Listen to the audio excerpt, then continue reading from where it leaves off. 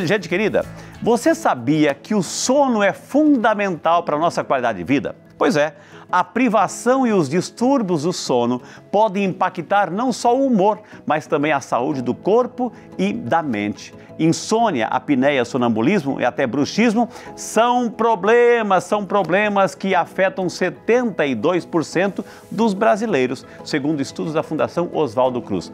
Hoje, vamos entender como esses distúrbios afetam nossa vida e como podemos prevenir e tratar cada um deles. Sabe o que, minha gente? E quem vai conversar com a gente sobre esse assunto, se tem alguém especialista no tema, é a nossa convidada de hoje, médica otorrinolaringologista, a doutora Dariene Pucci, que a gente convida para entrar na salinha da saúde. Doutora, boa tarde.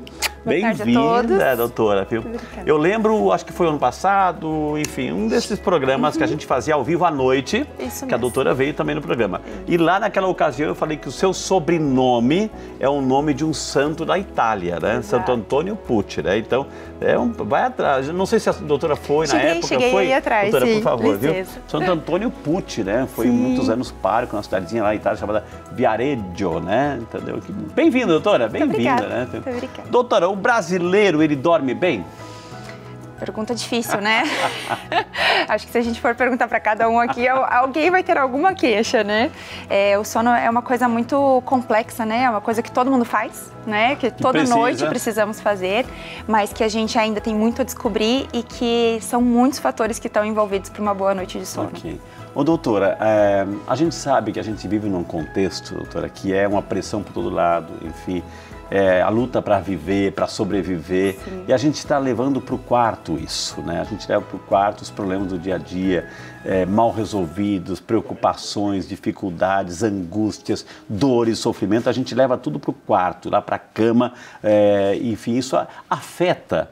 Está afetando a nossa qualidade de vida, doutora? Com certeza, né? É muito importante que a gente consiga saber separar essas coisas, mas é uma coisa que é os nossos sentimentos, né? E eles fazem parte de nós, então é difícil conseguir ter esse momento de você saber aquele momento de desligar. Mas minha avó, ela falava isso sempre, para mim era muito sábia. A hora que você vai deitar, seus problemas vão para debaixo do travesseiro, no dia seguinte você pega eles de novo. Ok. Olha, sábia, né? Esses nossos patriarcas, matriarcas da sabedoria são fundamentais.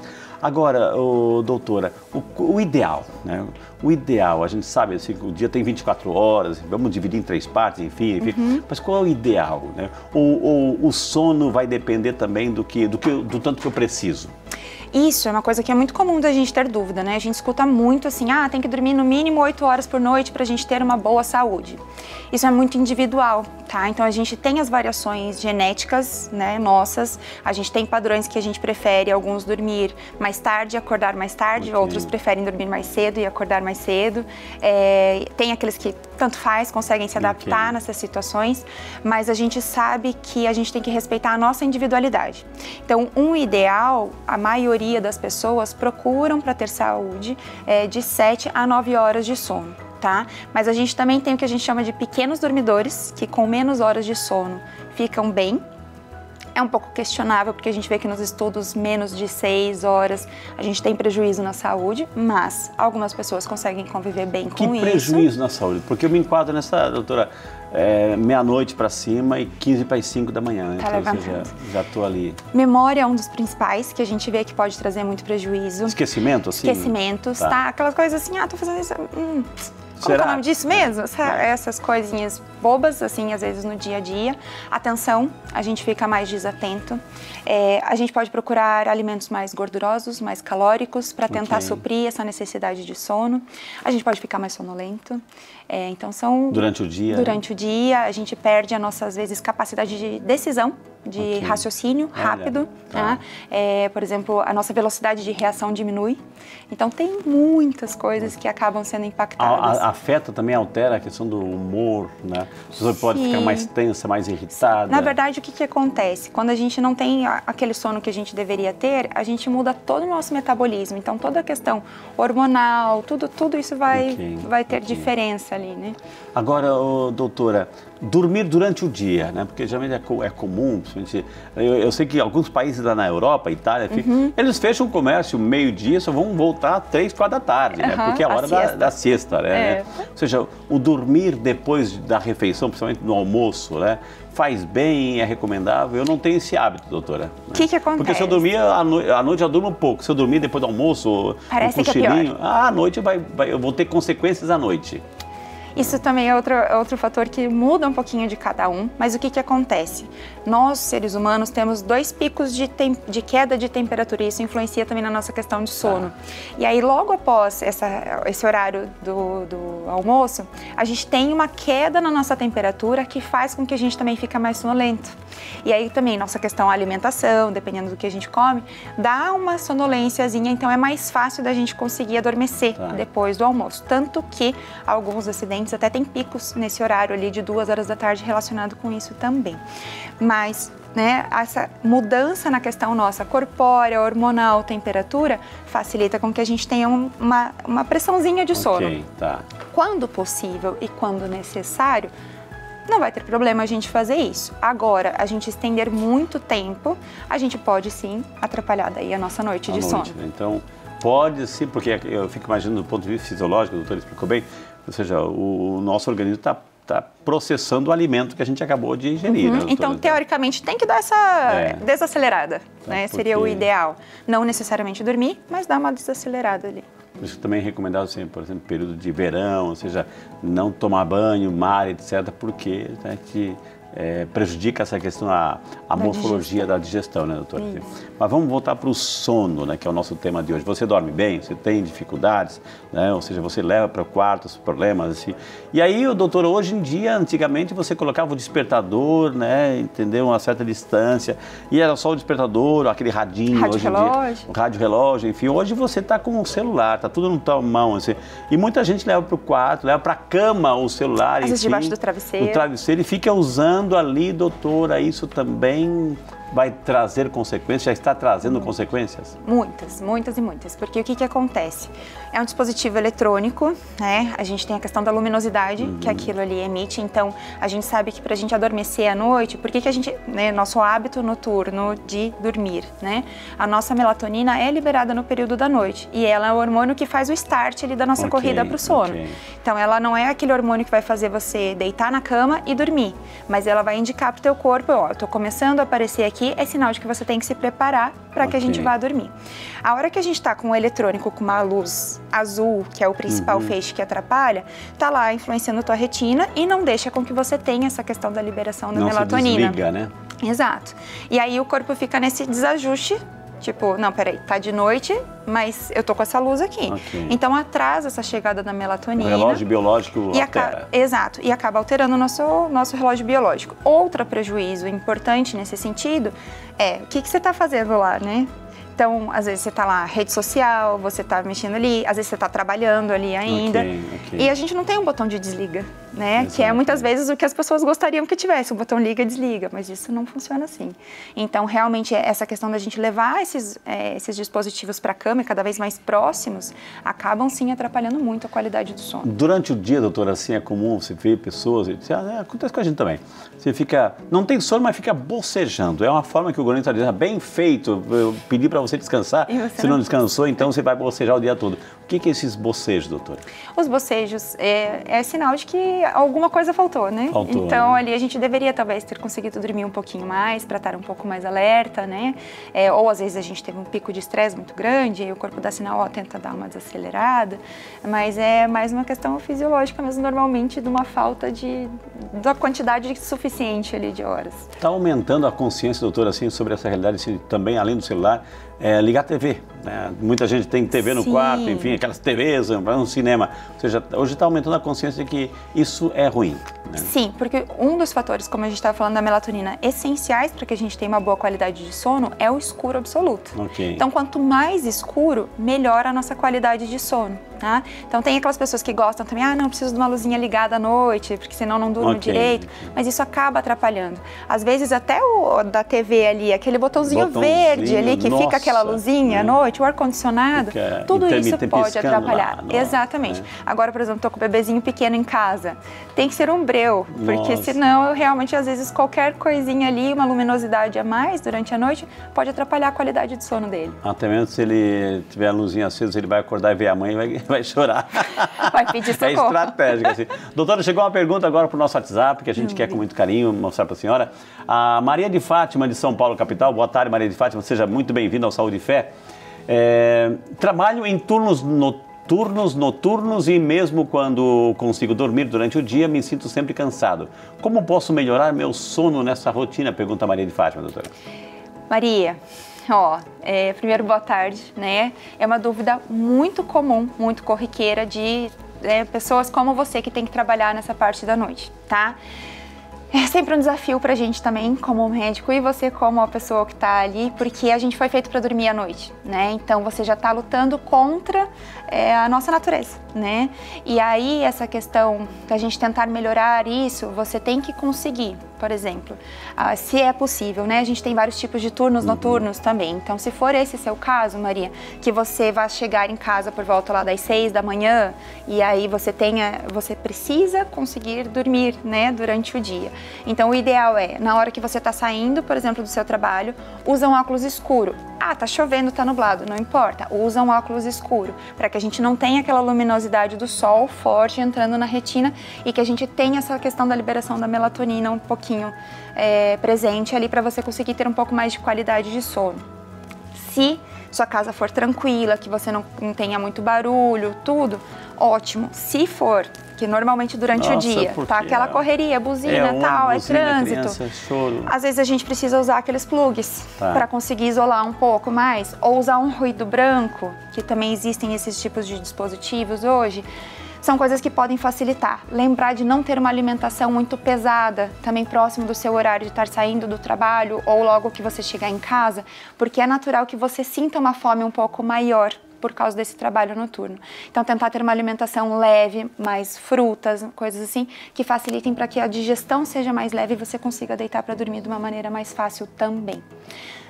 Se você não conseguir ter um sono muito contínuo no período da manhã, mas que você consiga às vezes fazer um cochilinho um pouco antes também de você ir para o trabalho, também pode ser outra coisa que dê um extrazinho ali na parte de horas de sono e de qualidade de sono para que você consiga tentar melhorar esse cansaço aí do dia a dia. E quais são, então, a gente vai falar sobre a alimentação no próximo bloco, minha gente, mas quais são os grandes distúrbios? Porque a gente ouve falar de insônia, etc. Quais são os grandes distúrbios do sono, doutora? Os principais disparados é a questão da insônia, né, e a questão da apneia obstrutiva do sono. Tá? Esses são os dois principais aí que a gente tem.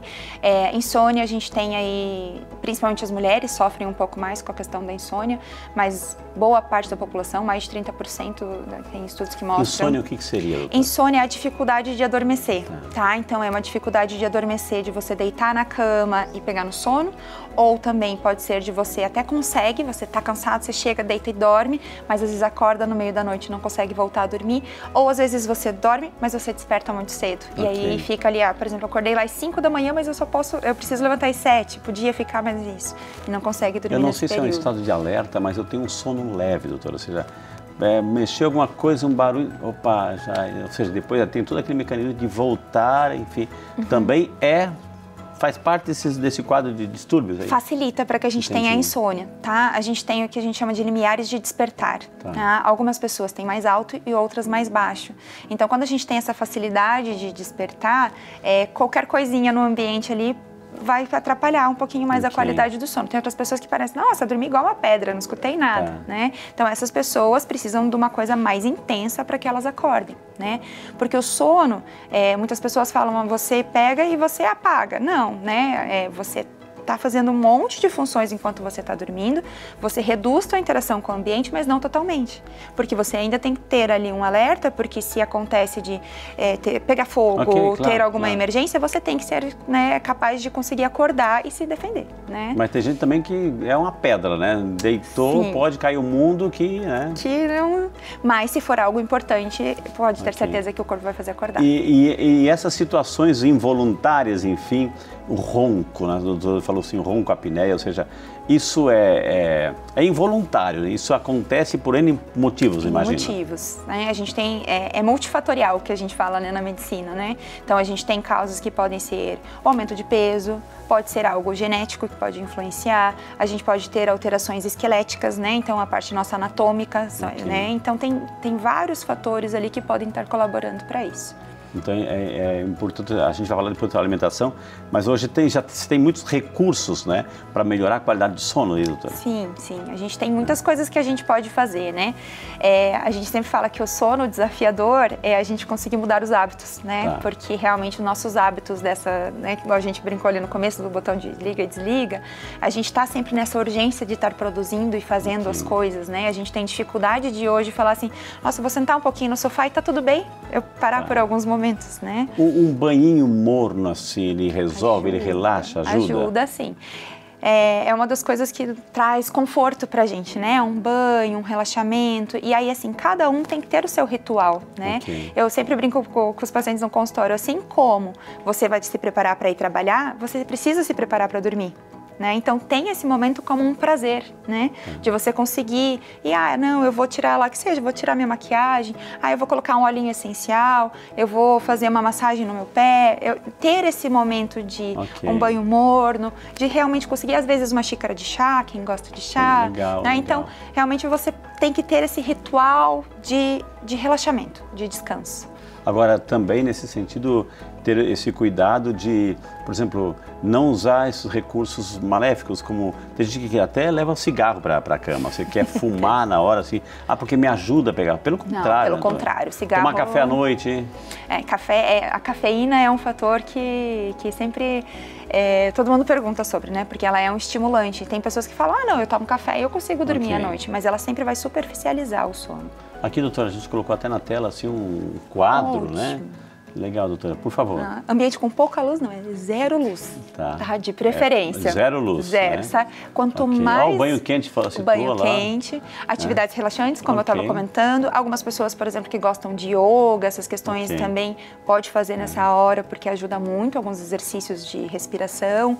A cama, com certeza, né? A gente tem que ter uma cama confortável, o travesseiro adequado, tudo isso vai influenciar também, né? A atividade física, ela é essencial para o nosso organismo, né? Mas aqui também entra um tema que às vezes é um pouco polêmico. Tem pessoas que, se fizerem uma atividade física mais intensa à noite, vão despertar. E tem outras que não, tá? Então isso tem que também cada um se identificar e conseguir adequar na sua rotina. E olha, a doutora falou de atividade relaxante, teve um bom momento de oração. Faz bem, minha gente. Com certeza. Conversar com Deus, agradecer o dia, fazer um bom exame de consciência, né? E isso é importante. Aí outra imagem aqui, doutora, assim, a luminosidade. Isso era aquilo que eu estava comentando um pouquinho da questão hormonal nossa, tá? Então, o que acontece? Durante o nosso dia, a gente está o tempo todo trabalhando, né? E a gente, conforme o corpo está trabalhando, ela está produzindo adenosina. Tá? Então, a adenosina, conforme vai passando o dia, a gente vai tendo acúmulo dela. Então, esse acúmulo no final do dia... É um hormônio, é um neurotransmissor. Ela é na verdade, como se fosse, um lixo metabólico lá. A gente fez uma produção ali de energia e vai ter essa adenosina que ela vai ter lá. E aí ela vai juntando, vai juntando. Conforme encheu lá esse saquinho cheio de adenosina, a gente vai ter uma pressão maior de sono à noite. Tá? E aí, junto com a melatonina começando a aparecer, é onde a gente vai conseguir, identificar o horário da gente ir para a cama e dormir. Tá? O cortisol é o nosso hormônio que faz com que a gente levante de manhã. Então, ele tem a liberação por volta ali de 8 horas da manhã, normalmente, tá? E é o hormônio também do estresse, tudo. Então, por isso, esse estado de alerta, quando a pessoa não consegue tudo, o cortisol está aumentado. E a luz é um dos fatores principais pra gente, principalmente durante o dia. Falando, né, não no caso da Maria ali, que trabalha à noite, mas para a maioria da população que trabalha durante o dia, a exposição à luz solar no período matinal, ali, que seja até ali umas 10, 11 horas da manhã, é muito importante para a gente conseguir ter uma qualidade boa durante o dia, despertar bem. Os ossos agradecem, a vitamina D também, viu, Com gente? certeza. Doutora Dariene, com muito carinho, nossa médica especialista aí nesses assuntos de sono. Gente, se tem alguém nesse planeta que ajuda a gente a cuidar melhor da qualidade do sono, é a nossa médica otorrinolaringologista, hoje nossa convidada, viu? E nós assim vamos assim diretamente assim chamar, muitas pessoas em casa estão acompanhando, claro, o programa é para você, mas muitas perguntas estão chegando também, como essa que a gente vai encaminhar para a doutora agora. Boa tarde, Frei. Boa tarde, doutora. Meu nome é Isabela Rigo e eu queria fazer uma perguntinha para vocês. O meu pai, ele ronca muito alto e às vezes ele tem umas pequenas paradas respiratórias bem leves. Eu queria saber se isso pode ser perigoso e como que eu posso buscar ajuda, como pode ser feito da maneira mais adequada. Obrigada. Obrigado a você, Isabela, ela é simpática aí, né? Se ela perguntar pro pai, se perguntar pro pai, não, eu não ronco. Geralmente claro. Quem ronca nega, né? Quem ronca nega. Como é que ela, mas assim, ela colocou um problema ali, ou seja, além de roncar alto, tem pequenas assim, pausas, assim. E aí, doutora, vamos ajudar o pai da Isabela. Vamos, Isabela, ó, tem que procurar ajuda pro pai, sim. Tá? Isso pode sim ser perigoso, porque pelo que você está me falando, isso não é uma coisa eventual que você viu. Então isso está virando rotina, né? E a hora que a gente tem a questão do ronco e essas pausas respiratórias que a gente fala testemunhadas por alguém de fora, isso indica pra gente com um alto risco de apneia obstrutiva do sono, tá? Que é quando a gente para de respirar durante a noite. E isso sim pode trazer bastante prejuízo para a saúde do pai, principalmente a questão cardiovascular. Tá? A principal sequela que a gente tem da questão da apneia obstrutiva do sono são problemas cardiovasculares, como hipertensão, arritmias, AVC. Tá? Então essas são uma das assim, coisas principais e que realmente a gente tem que ficar de olho aí e tem que buscar ajuda para o pai, sim. Tá? Normalmente, quando a gente tem essas questões, o otorrino é um dos médicos que vê muito essa questão de via aérea, porque é uma das principais correlações com essa parte aí. Mas se por acaso, aonde você não tiver ali um otorrino, alguma coisa que você possa buscar ajuda, vai mesmo no clínico geral, porque o exame essencial que a gente teria para fazer para ele seria a polissonografia, para a gente poder realmente avaliar se ele está fazendo essas pausas com regularidade e que número de pausas a gente tem durante a noite, porque isso vai mostrar pra gente a necessidade do tratamento e qual tratamento é o mais adequado para ele. A pessoa trabalhou o dia todo, está cansada, enfim, quer descansar e de repente assim tem essa situação do ronco, né? A pessoa, de repente é a esposa que ronca, o esposo que ronca, enfim. O que fazer? Acordar, dar uns toquezinhos, etc, trocar de quarto, ou seja, trocar de marido? Não, trocar de marido não pode, não nem pode, esposa, né? O que fazer, né, para ajudar nesse momento, doutora? Então, a gente precisa tratar, né? Porque assim, igual o legal do tratamento é que a gente volta a unir casais também, né? Porque é muito comum no consultório chegar pra gente com essa reclamação. Eu não aguento mais dormir do lado dele, ou eu não aguento mais dormir do lado dela, porque eu não consigo dormir, porque isso me assusta. Porque muitas vezes quem tá do lado se assusta com isso, né? Afinal, é a pessoa que você ama, que tá ali do teu lado, de repente para de respirar do nada, né? Então, realmente, às vezes é assustador, principalmente dependendo da gravidade do quadro. Então, a gente realmente tem que buscar esse tratamento para a pessoa, para que a gente consiga acabar com esse barulho ali, não só pelo barulho, para o nosso desconforto, né? Para quem tá ali reclamando, mas principalmente para a pessoa que está acontecendo isso. A senhora falou de usar recursos, etc. Eu vi que a senhora trouxe aqui um aparelho, esse é o famoso CPAP, né? Ou seja, quando que é recomendável, recomendado um equipamento desse, né? Eu achei legal trazer porque é muito comum as pessoas terem medo dele, sabe? Tipo, não, aquilo não, né? E realmente o CPAP é o tratamento padrão ouro que a gente fala, é o melhor tratamento que a gente tem para oferecer para a questão da apneia obstrutiva do sono, no sentido de que a gente tem certeza que a hora que a gente consegue colocar, que a gente evita de acontecer as pausas respiratórias, né? Ele é indicado para essas situações. Para a apneia obstrutiva do sono. Diagnosticado essa apneia. Isso, tá? E aí, assim, só que não é uma regra, digamos que, você tem... Não é para o ronco. Não. Pode ajudar. Pode ajuda, tá? Mas ele foi um equipamento desenvolvido mais voltado para a questão da apneia. Tá?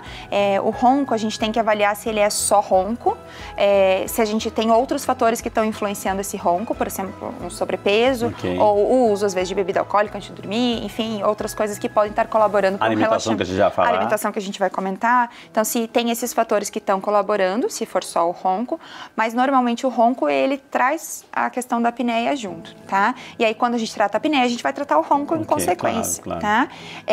Em casos mais graves, né, a gente classifica de algumas formas a apneia obstrutiva do sono em leve, moderada e grave, tá? Dependendo do número de apneias que a gente tem durante 1 hora de sono, tá?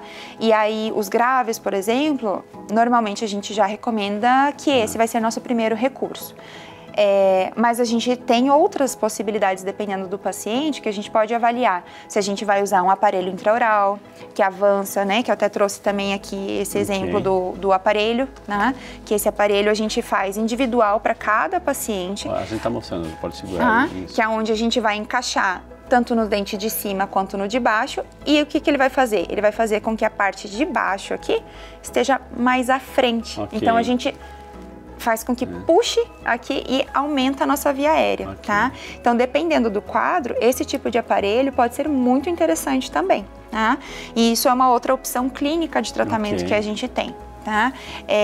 Outra opção, não é opção, ali, se isso existe, ele precisa ser feito, é o emagrecimento. Tá? Então, pacientes obesos têm mais risco de apneia obstrutiva do sono e aí é essencial que a gente tenha o emagrecimento junto para ajudar a tratar, né? Faz parte.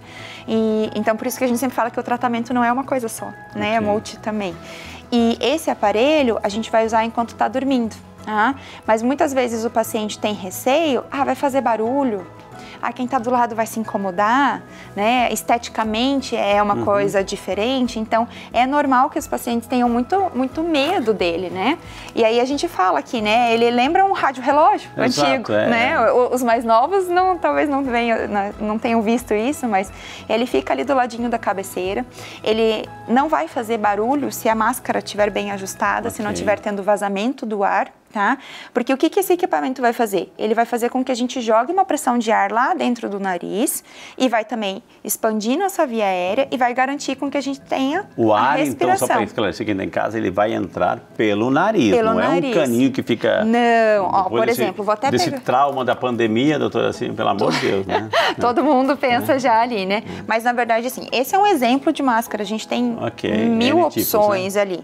Então, o que acontece? Essa máscara, por exemplo, você vai encaixar no nariz aqui, e aí, né, de acordo com o tamanho, tudo, porque pessoas têm nariz menor, né, maior, e aí você vai encaixar com a máscara e você vai estar tendo a questão do ar entrando aqui pelo nariz. Existem máscaras também que pegam nariz e boca, mas são usadas em outros casos mais específicos. A grande maioria é a máscara nasal. Doutora, pode acontecer também que a pessoa esteja usando isso, mas o problema pode ser resolvido quando, de repente, um desvio de septo, ou seja... Pode, né, pode sim. Eu ia comentar né? dessa parte também. Eu comentei aqui os tratamentos clínicos, né, mais inicialmente, mas a gente tem sim, quando a gente tem alterações de desvio de septo, alterações na garganta, amígdalas muito grandes, ou outros tipos de alterações, a gente tem cirurgias que podem tratar sim. Tá? E que, quando bem indicadas, elas têm um resultado muito legal. E quando, de repente, doutora, outra situação que eu gostaria de sua orientação, de repente, eu não quero usar isso aqui, né? E várias situações, assim. Então eu tenho um remedinho lá que é tiro e queda, né? Aqueles, não vou dizer o nome comercial, enfim, mas é os IU da vida, né? Ou seja, e aí? Né? Deixa dependente? Como é que é? As medicações em si, por exemplo, para a parte de apneia obstrutiva do sono, tem estudos que estão tentando, alguns parecem que podem, num futuro, aí trazer benefício para a gente de tomar um remédio para ajudar a tratar a apneia obstrutiva do sono, mas isso não é a nossa realidade de hoje, tá? Então, para tratamento de apneia, não. E algumas medicações acabam piorando muito a questão da apneia obstrutiva do sono. Relaxantes musculares, tudo que faz com que a gente relaxe mais, vai fazer com que a gente tenha mais apneias, tá? Então, as medicações, a gente tem que ter muito cuidado nesse sentido, né? Casos mais insônia e tal, dependendo do caso, sim, aí a gente pode pensar em outros medicamentos. Mas para a apneia, que era o que a gente estava falando um pouquinho mais, é mais fonoterapia, que é uma outra opção legal também que a gente pode fazer, tá falando clinicamente, a questão do aparelho intraoral, o CPAP, e aí as questões cirúrgicas também, mas que isso tem que ser individualizado, né? Doutora, uma das coisas assim que eu deixei para o final agora, eu até vou pedir para a doutora se levantar, que é justamente a questão aqui da alimentação, doutora, ou seja, como é que deve ser uma alimentação noturna, o que faz bem, o que não faz bem para o sono, enfim. Então, por favor, doutora, a gente tem alguns exemplos aqui. Já deu para ver aí que o teu lado já não está tão recomendado, né, Ali? Tá? A parte mais gostosa para aqui. Você ficou com a parte mais interessante. Mais interessante, não diga mais saudável. Exato. Mas assim, a gente sabe que à noite, pra gente ter assim uma boa qualidade de sono, não adianta a gente estar com aquele estômago super cheio. Não pode ir com fome pra cama, mas também com um estômago pesado, com muita fritura, carboidrato, tá? Ou muitos doces, muito pico de açúcar, a gente não vai ter uma qualidade de sono tão legal. Vai ser um sono... Isso prejudica. Prejudica, vai ser um sono mais... Não que o alimento prejudica, ou seja, isso aqui, claro, assim, mas, ou seja, comer na hora certa... Exato, né? Que nem ali uma batata frita. A gente tem formas hoje um pouquinho mais saudáveis de fazer uma batata frita, né? Mas, assim, a questão da gordura mais intensa, mais alimentos muito calóricos, muito pesados, vão fazer com que o nosso sono não seja tão agradável. É igual comer uma feijoada e dormir, né? Não é aquela coisa que a gente recomenda. Então, realmente alimentos mais leves, uma alimentação mais saudável à noite, uma salada, um franguinho grelhado, coisas mais fáceis. Até que hora, mais ou menos, seria o ideal? A gente vai colocar assim o ideal, né? Uma coisa é a realidade nossa, que de repente trabalha da noite toda, enfim, precisa se alimentar. O ideal, assim? O ideal é que a gente não se alimente em grande quantidade, pelo menos umas 2 horas antes de dormir, tá? Que a gente tenha esse intervalinho ali. Então, procurar fazer uma refeição mais leve, mais saudável, que a gente tenha pelo menos umas 2 horas depois entre comer e deitar. A gente sabe que para grande parte... E nesse intervalozinho, doutora? Eu comi, jantei, tudo bem, assim, legal, mas assim, ainda continuo trabalhando. Se dá uma fomezinha, o que seria o ideal? Uma fruta. Uma fruta? Uma fruta legal, que é uma das coisas que a gente comenta aqui, é a cereja. A cereja é um dos poucos alimentos que a gente tem comprovado que tem uma grande quantidade de melatonina. Uau, sério? Então por isso que foi uma das coisas que a cereja, ela, assim, tem estudos que eu vou comer um balde por noite, então. Ela é uma boa opção pra gente nessa necessidade da fome. A gente não tem ela o ano inteiro, né? Mas é uma fruta, por exemplo, que traria uma ajuda pra gente nesse sentido. Mas se não tiver ela, pode ser outros alimentos levinhos, assim. A senhora criticou isso aqui, mas tem o cafezinho tá perto da senhora. Então, o cafezinho, a gente, assim, tem pessoas que nem comentei no começo, pode ser que, eu tomo e eu consigo deitar na cama e dormir, tá? Mas ele tem um efeito de pelo menos 6 horas no nosso organismo, tá? Para ser metabolizado. O efeito da cafeína, tá? E isso, claro, que vai ter a quantidade também que a gente ingeriu durante o dia, né? Até o nosso corpo conseguir processar. Então, se a gente tomar muito próximo aí, 6 horas antes da hora, mais ou menos, que a gente vai dormir, ela vai superficializar um pouquinho mais seu sono. Você vai ter uma dificuldade para aprofundar e ter aquele sono mais profundo, reparador, tá? Mas às vezes a gente pode ter ele como aliado, né? Pessoas, por exemplo, que têm apneia ou enfim, que não tiveram uma qualidade boa de sono ou por algum motivo a gente ficou mais privado aquela noite de sono e você precisa ter ali, preciso dirigir, preciso ter uma função importante, o uso da cafeína vai nos ajudar a manter mais alerta. Depende o porquê, né? A causa. Exatamente. Né? Mas próximo do horário de dormir, proibido. E também tem algumas pessoas que são mais sensíveis à cafeína. Então pode ser que se eu tomar o cafezinho até 3, 4 horas da tarde, eu vou conseguir deitar para dormir lá às 10 horas da noite sem problema nenhum. Agora, pode ser que se você toma ali 3, 4 horas da tarde, pode ser que te atrapalhe. Então, isso também a gente recomenda que, assim, depois de 2, 3 horas da tarde, num geral, para a população, evitar a cafeína. Um chazinho faz bem? Depende do chá. Se você pegar um chá mate, um chá verde, vai ter a cafeína igual, tá? Agora, um chazinho de camomila, erva doce, mulungu, aí sim eles podem ajudar a gente a ter esse efeito de relaxamento à noite. Preparados assim ou aqueles de saquinho também? Aqueles de saquinho sempre tem que ficar alerta ali se tem cafeína, porque grande parte dos chás já ali no saquinho tem a cafeína e aí você vai estar consumindo ela antes de dormir. Mas se for a folhinha ali, é o ideal pra gente. Um chazinho, só um chazinho, uma bolachinha simples, assim, pode também. Depende da bolachinha. Também, né? Seja... Porque aí a bolachinha entra um pouquinho nesse aqui, ela é meio mascarada, né, ali. Mas ela também tem uma grande quantidade de açúcar. Doutora, muita gente também, a questão assim do alimento, enfim, a gente sabe, os açúcares, enfim, a comida gordurosa, pesada, a gente já sabe que isso faz mal, apesar de sermos desobedientes e a gente faz isso. De vez em quando tudo bem. Né? Agora, essa questão também do tratamento, essa questão assim, do dia a dia, né? Ou seja, porque a gente vive estressado, a gente vive, como é que a gente desconta na alimentação, isso vai ter consequência no nosso sono. Como equilibrar um pouco isso durante o dia? A gente tem que controlar ali mesmo o desejo, né? Porque é normal quando a gente tem menos horas de sono, um sono de má qualidade, a gente buscar esse tipo de alimento, tá? O corpo pede mais açúcar porque ele está num sistema de estresse. Então ele vai buscar alimentos que te deem essa sensação de recompensa, né? Então, chocolatinho, docinho, de bem-estar, tá? Então, tudo bem você comer um pouquinho. O problema é você pegar, vou comer um pedacinho de chocolate. Tudo bem. Agora você vai comer uma barra? Você vai comer um pacotinho inteiro da balinha? Né? Então, assim, comer uma, tudo bem, pra gente conseguir ir equilibrando, né? Ou seja, isso tudo para a gente encerrar, para dizer assim que o sono é algo fundamental, essencial e a gente tem que respeitar. Exatamente. Ele é essencial para a gente estar vivo. Tá. Maravilha, é essencial para estar vivo, gente. Assim. Gente, tivemos o prazer de conversar com a doutora Dariene Pucci, sobrenome de Santo Antônio Pucci, viu? E a nossa médica otorrinolaringologista que trouxe hoje aqui informações valiosíssimas de como a gente pode, no dia a dia, com essas dicas que a gente recebeu, ter um pouquinho mais de qualidade do sono, descansar para que no dia seguinte estejamos dispostos a recomeçar o dia assim, mais com qualidade. Doutora, muitíssimo obrigado, sempre é uma alegria recebê-la, né? Não demore tanto, viu, doutora? Pode deixar. Obrigado de coração. Obrigada. Viu? Obrigada pela oportunidade. E os seus contatos são todos na tela, vale a pena consultar, minha gente, vale a pena ligar uma médica otorrinolaringologista, viu? Então, depois que a gente aprendeu aqui como lidar com o sono é questão de qualidade.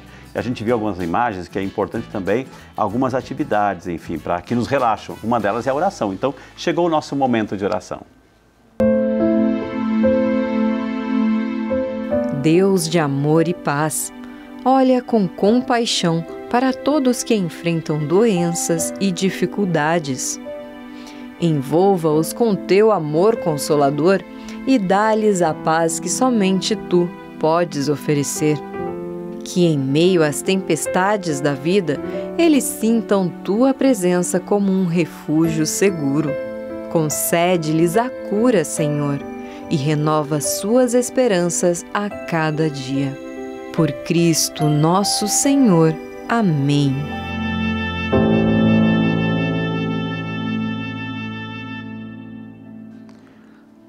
O sono é esta dádiva que Deus nos concede para a gente se refazer, né?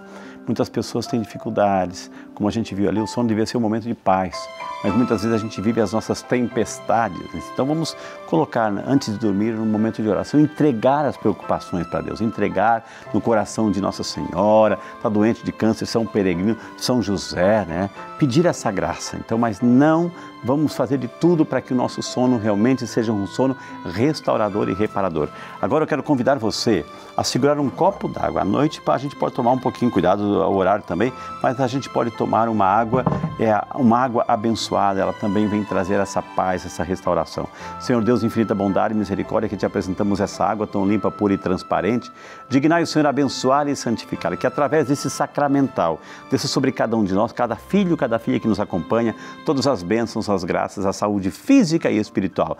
Em nome do Pai, do Filho e do Espírito Santo. Amém. Pode tomar a sua água, essa é para a doutora Dariene. E eu quero agradecer de coração o seu carinho, a sua sintonia. Um bom sábado, um bom final de semana. Descansa, né? Descansa bastante. Trabalhou a semana inteira, você tem o direito de descansar, viu? Beijo no coração e até semana que vem com mais uma edição do nosso Saúde e Fé. Deus abençoe.